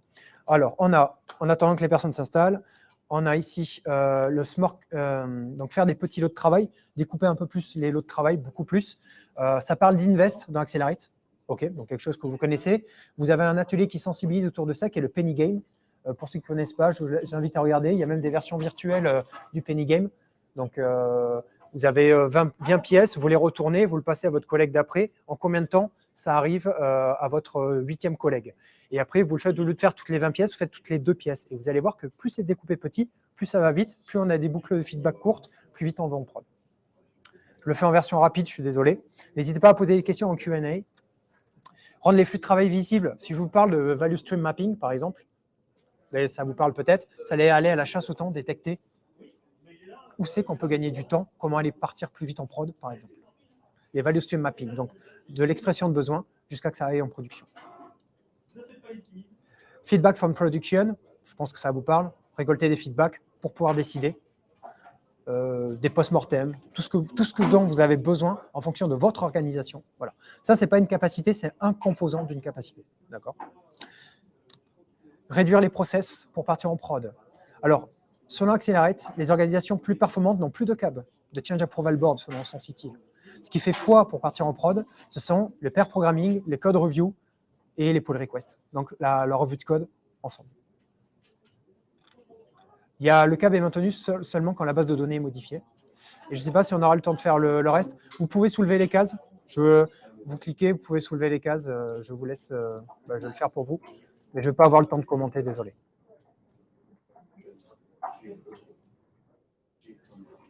La case 24 est intéressante, c'est l'autonomie des équipes.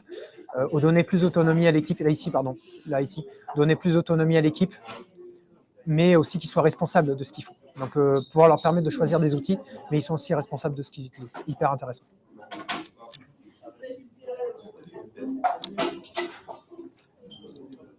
Et je vous remercie de votre participation. On va aller faire un débrief.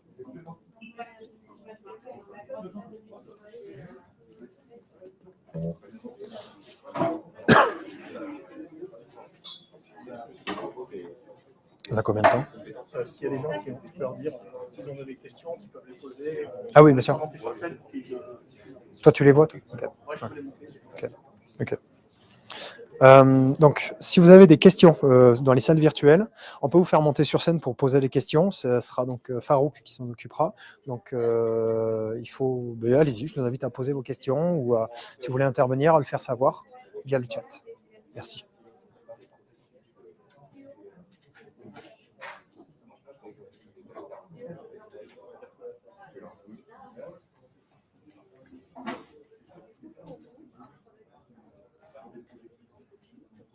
Merci beaucoup, Guillaume. Et je t'avoue que c'était pas simple, c'était pas forcément simple l'atelier. Et dis-toi, Guillaume, que l'atelier physique est bien plus intéressant que l'atelier virtuel. Il y a une émulsion, il y a vraiment une. Je te remercie beaucoup parce que ça me touche, mais je t'avoue vraiment que la partie physique est encore plus démentielle en termes d'apprentissage. Vous n'avez pas pu tout voir et cette intelligence collective qu'on crée avec l'atelier physique est aussi très intéressante. Merci. Merci François. Je vous laisserai le meet-up jusqu'à, je pense, la fin de la soirée. Donc, si vous voulez reconsulter de temps en temps, allez-y, c'est avec plaisir. Allez voir les cartes questions. Voilà. Ah oui, j'ai une zone débrief. Je vous invite tout en bas, j'ai oublié de vous dire. Hop. Vous verrez que notamment les dessins ont été faits par Jérôme Bourgeon, quelqu'un qui a créé le forum ouvert du vendredi après-midi. Voilà, donc on pourra le remercier. Je le remercie fortement. Et voilà. Si vous avez ces deux questions, voilà, c'est pour vous. Qu'est-ce que vous a inspiré Accelerate? Je ne parle pas du jeu, hein, d'accord? Le jeu, c'est pas ça, c'est Accelerate. Pour vous, qu'est-ce que ça vous a inspiré? Et surtout, comment ça peut vous aider au quotidien? C'est ça, surtout que je voulais, c'est mon objectif. Comment ça peut vous aider au quotidien? Voilà, si vous voulez finir avec ça, allez-y, c'est avec plaisir et je serai content de voir vos feedbacks. Il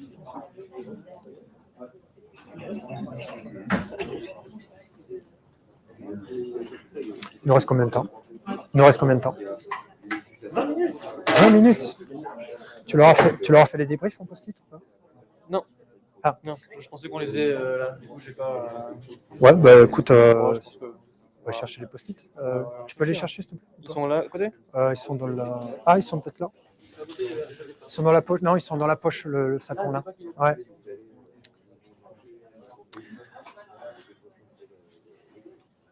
On va faire une petite phase débrief. Marc va aller chercher des post-it. Il y aura deux questions qu'on va vous poser. C'est pour vous. La première question, c'est qu'est-ce qu'Accelerate vous a inspiré? Je ne parle pas du jeu. Hein. Le jeu, c'est une manière d'amener Accelerate, peu importe. Mais surtout pour vous, qu'est-ce qu'Accelerate vous a amené? Première question. On arrive avec les post-it. La deuxième question, c'est comment Accelerate peut vous aider, vous, dans votre quotidien, dans votre travail? Comment ça peut vous aider? En attendant, présentation du jeu, ça c'est ce qu'on avait fait. Donc pour rappel, peut-être que ce n'était pas clair forcément.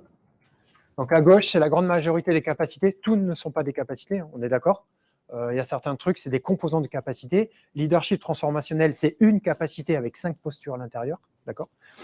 Et après, il y a les résultats prédits dans Accelerate. Hein, je rappelle, les flèches, ce sont des liens de prédiction, d'accord. Ils ont fait une analyse inférentielle de prédiction avec les datas, donc on est sur de la prédiction. Donc les systèmes de jeu, peu importe. Tac. Et là-dessus. Donc ça, c'est la vue globale de 2018. Ça a évolué. Il y a encore plein de choses qui ont été ajoutées, des nouvelles choses. Je ne sais pas si on en a fait l'accent, mais j'en ai insisté avec les personnes qui étaient au côté virtuel sur la partie leadership. Ce sont 5 postures qui ont été adoptées par ING dans le bouquin, c'est marqué. Il y a un retour d'expérience sur ça. Et pour booster vraiment l'apprentissage en continu. Et ça a eu un impact dans leur organisation. Donc ING dans les Pays-Bas.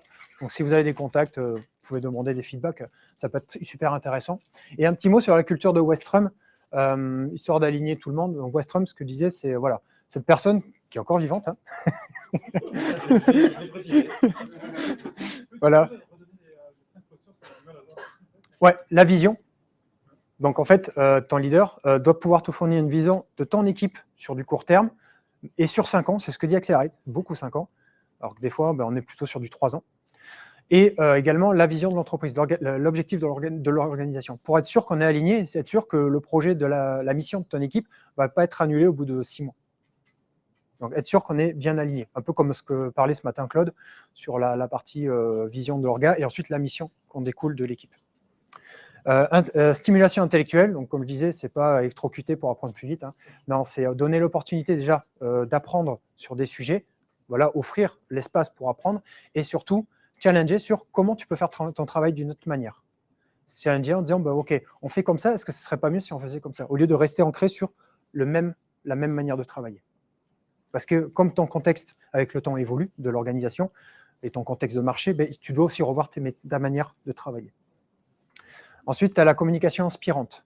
Mais être positif. Bon, ok, il y a du changement dans Accelerate, c'est compliqué, mais on va y arriver, on est capable. Je connais votre potentiel, on est tout en fait capable.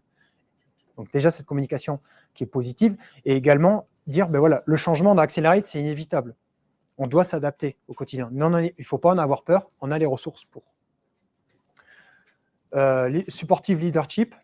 On sort un peu du management directif, il en faut encore un peu selon moi, c'est ce que je partageais. Mais en même temps, on va dire, ben derrière, je vous écoute, j'ai une écoute émotionnelle, je prends en compte les désirata de chacun et chacune, et aussi les désirata de l'équipe. Et si je peux, je les mets en avant et je pousse ça. Et je vous aide. La dernière, c'est une que j'aime beaucoup, reconnaissance personnelle. Tu as ta ou ton responsable qui te dit, ben voilà, j'aime beaucoup ce que tu fais, j'ai vu ce que tu avais fait, c'est génial, je voudrais te mettre sur ce sujet parce que tu es bon, tu peux porter l'équipe, et voilà. Plutôt que quelqu'un qui ne connaît pas et qui va dire bah, débrouillez-vous, faites le sujet, voilà.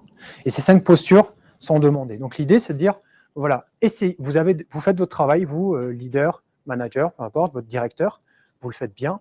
On peut encore amplifier ça avec ces 5 postures. Comment on pourrait faire pour amplifier, pour aller chercher le potentiel de l'équipe? J'aime bien le mot transformationnel. Il y a du coaching transformationnel.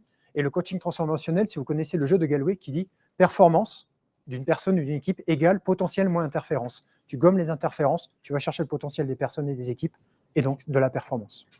Et après, la performance, ça, c'est en fonction de si tu es dans le jeu, dans du sport, ou dans une organisation qui produit un logiciel, et savoir les résultats qui vont avec. C'est clair pour toi? Ok.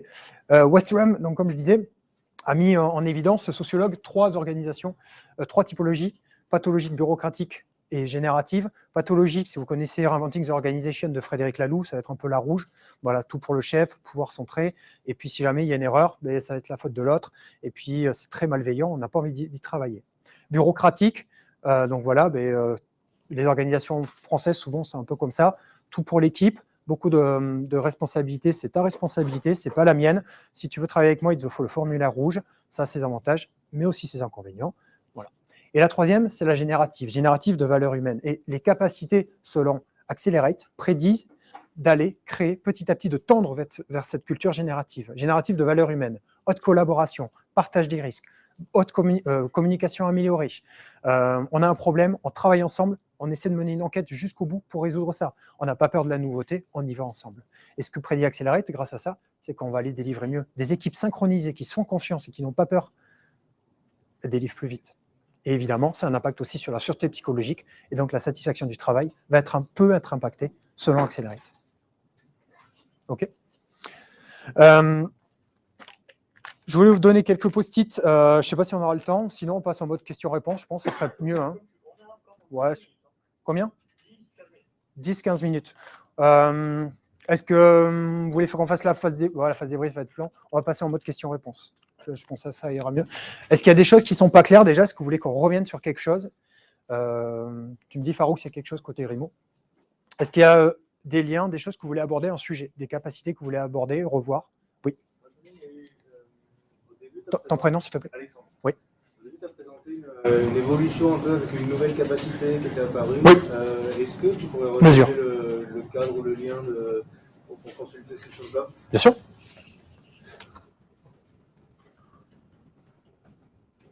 Pardon. Merci. Alors, si vous écrivez Dora Google, bonne surprise, vous tombez sur ce site. Vraiment, hein, j'ai testé, je me suis dit, c'est pas possible, mais si, on tombe vraiment là-dessus. Dora Google. Et donc, tu l'as là. Et la mise à jour, elle est. Ouais, voilà, la mise à jour. Ça va arriver. Elle est à jour. Et ça, elle est super intéressante, là. Ils ajoutent rétrospective. Trust. Chacun peut dire ce qu'il pense, chacun et chacune. Autonomie, on donne un peu plus d'autonomie. Qu'est-ce que tu vas... Du coup, on va obtenir ce qu'ils ont réussi à montrer avec les datas qu'ils ont récoltées, la Google, depuis ces dernières années, c'est qu'on a un climat d'apprentissage qui se dessine petit à petit en objectif, en outcome, pardon. L'identité, c'est dire, ben voilà, les valeurs de l'entreprise, ben, elles me ressemblent et je suis en adéquation avec ça et ça me plaît. Ce qui n'est pas mentionné, c'est que je pense que la rétention du personnel est augmentée. Ce n'est pas prouvé, mais je pense quand même qu'il y a un impact sur la rétention. La culture, une culture où on se protège psychologiquement, on est sur de la bienveillance. Voilà, et tu as par une nouvelle famille qui est les process plus clairs, des process moins lourds. Et c'est intéressant que tu en parles, parce que, je vais y arriver, tant pour moi. Je vais y arriver. Si tu vas sur ce même site, okay, QR code, sur ce site, tu trouveras ce rapport, ce dernier rapport. On met en avant SRE aussi. Parce que comme la nouvelle métrique, c'est la fiabilité, mais les équipes SRE et DevOps, c'est un bon mélange aujourd'hui, en 2021, pour les équipes les plus performantes. Les équipes plus performantes ont du SRE et du DevOps. Une question en ligne. Ouais, j'écoute. Donc, c'est si on doit résumer, définir Accelerate en une phrase, ça serait quoi? Accelerate en une phrase? C'est trop bien. En une phrase, je vais vous donner mon expérience. Pourquoi je suis allé vers Accelerate? Lors d'une mission, je n'ai pas réussi à défendre mes arguments. Je ne connaissais pas Accelerate. Et Accelerate, ça m'a permis d'avoir quelque chose de concret pour défendre mes idées, pour dire, ben voilà, écoutez, faites du CI/CD et ça va prédire quelque chose de bien pour votre business et pour votre client. Et à l'époque, je n'avais pas Accelerate pour défendre ces idées et c'est ce que ça m'a apporté. Donc avant tout, j'ai envie de dire que c'est une boussole qui me permet d'avancer et de défendre mes idées. Le mot boussole, j'aime beaucoup pour Accelerate. De rien, Fergal, avec plaisir. Ok. Et maintenant, n'oublions pas qu'on est à Agile Tour Bordeaux quand même. Alors pourquoi je vous ai fait faire tout ça? Bon, ça, vous connaissez peut-être. Hein. C'est un petit guide. L'Agile Manifesto, 4 valeurs, des principes. Si je vous dis les individus et leur interaction, plutôt que les process et les outils, ça vous rappelle peut-être des capacités Accelerate que vous avez vues. Ça signifie qu'avec Accelerate, vous pouvez amener un côté pragmatique à l'agilité, parce que l'agilité, sa force, c'est l'empirisme, mais amener peut-être quelque chose comme ça avec les capacités, ça peut être intéressant. Et j'ai un Rex avec un client qui va venir, où on a montré que Accelerate pouvait défendre les idées agiles. Des produits opérationnels, plutôt qu'une documentation, on n'a pas parlé de documentation d'Accelerate, mais des produits plus opérationnels, c'est ce qu'on met en évidence d'Accelerate. La qualité, la robustesse, toujours que ça soit disponible, qui plaît aux clients. La collaboration avec les clients, là clairement on a vu des capacités du Lean Product Development qui défend ces idées. Et enfin, l'adaptation au changement, c'est que Accelerate. L'adaptation au changement, c'est ce qu'on demande notamment aux leaders, d'inculquer, de créer cette culture, on n'a pas peur, etc., etc. Tous les principes, les sous-principes ne sont pas forcément privilégier la simplicité, etc. Mais c'est ça qui est intéressant que je voulais vous montrer. C'est que si des fois vous avez du mal à défendre vos idées, à dire on a des arguments et on peut les défendre et montrer et prouver, parce que c'est près de Accelerate, que ça va impacter le business, on peut investir dedans, et bien vous avez des arguments avec Accelerate. Et c'est ça que je voulais vous montrer et qui peut vraiment vous aider dans votre quotidien.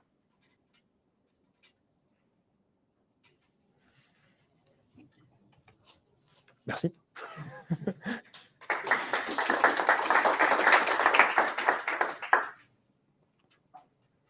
Ça applaudit aussi. Je disais, ça applaudit aussi en ligne. Merci beaucoup Geoffrey, merci Marc. Je voudrais vraiment vous remercier pour l'adaptation que vous avez fait preuve pour animer à la fois en physique et en distanciel en même temps. C'est vraiment sympa de votre part. C'est vrai qu'on s'est lancé dans un événement hybride sans trop savoir ce que ça allait donner sur les ateliers, il faut être honnête. Donc c'est vraiment très appréciable. Pour finir, ouais, tu peux peut-être couper ça. Pour finir, tout travail mérite salaire. Donc du coup, je vous invite à aller sur Rôti Express, donc c'est un site sur lequel vous allez pouvoir donner votre rôti. Donc, je pense que vous allez bouffer. Ouais, c'est l'heure de manger. Vous avez raison. Vous avez le QR code là-bas ou le lien directement sur coller ou lire là-bas. Donc ce serait vraiment très appréciable pour vous de savoir ce que vous avez pensé de cet atelier. Merci infiniment d'être venu. J'espère que vous êtes vraiment bien amusés. Ouais. S'il reste des questions, bien sûr, c'est le moment. Sachez une chose, on est relativement disponible. Moi, je suis là demain également. Donc, c'est avec grand plaisir. Vous pouvez venir me voir. Je suis relativement disponible pour discuter s'il y a des choses à détailler, si vous voulez savoir comment démarrer. C'est avec grand plaisir. J'ai 2-3 retours d'expérience en clientèle, donc avec grand plaisir. Et on pourra possiblement utiliser le forum ouvert d'ailleurs de demain après-midi pour peut-être déclencher des ateliers accélérés, pourquoi pas, puisque tu es là. Question, vas-y. Ouais. Du coup, dans les capabilities en fait, d'Accelerate, on voit qu'il y a quand même une cohérence en fait, dans tous les éléments. Il y a une cohérence, une capacité qui m'interpelle, il y a forcément le déploiement en production sur cette partie-là. Est-ce que c'est un prérequis en fait, quand on dispose d'une solution logicielle en fait, qui est déployée chez plusieurs clients donc avec un hébergement différent? Comment on peut, est-ce qu'il y a des étapes en fait justement d'accélérer dans ce sens-là? C'est pas un endroit où on héberge. Non, au contraire, je te dirais, ils n'ont pas peur parce que dans 2021, ils disent partez sur du cloud. Donc l'hébergement. Mais là, par exemple, dans notre cas particulier, on n'a pas d'hébergement. Le client décide d'héberger dans la solution qu'on livre en fait. Ah oui, d'accord. D'accord. Non, sur ça, il n'y a rien. Non. Sur cette partie hébergement, il n'y a rien. Est-ce que tu as vu des expériences en fait, où typiquement, tu avais des clients qui étaient dans cette situation-là, qui, avec le déploiement partiel d'Accelerate, justement, encourager t'es là entre midi et deux, ça peut être long, du coup je t'invite on discute avec grand plaisir. Et juste un point, et je finis. Vas-y, je t'en prie. Peut-être dire un truc. Attendez, dans Accelerate, moi il me manque des flèches. Moi d'ici et ici, j'aurais mis une flèche. Parce que moi j'ai vu que d'ici et ici, peut-être qu'il y en a quelques-unes qui se sont dit ça à un moment où vous dites, mais quand même, moi il me manque des flèches pour moi. Sachez une seule chose, je vous ai dit, ils ont récolté des datas. Et ensuite, avec ces datas, ils ont fait une analyse inférentielle de prédiction et ils ont dit, ben voilà, ça marche, ça prédit ça dans Accelerate. Donc, soit il y a deux solutions. Soit ils n'ont pas fait l'hypothèse tout simplement. Ils ont fait l'hypothèse que les capacités allaient réduire le burn-out. Ça, c'est super cool. Mais ils n'ont pas dit, ben, peut-être vous avez pensé à autre chose. Ils n'ont pas donc monté l'hypothèse. Deuxièmement, ils n'avaient peut-être pas assez de données pour prouver que. C'est-à-dire qu'ils n'avaient pas assez de data pour dire, ouais, il y a cette prédiction dans Accelerate. Voilà, je voulais finir avec ça, si autour de. Au cas où. Mais merci beaucoup à tous et à toutes. Merci beaucoup. J'espère que ça vous a bien amusé. Et à très vite et pour des discussions avec grand plaisir.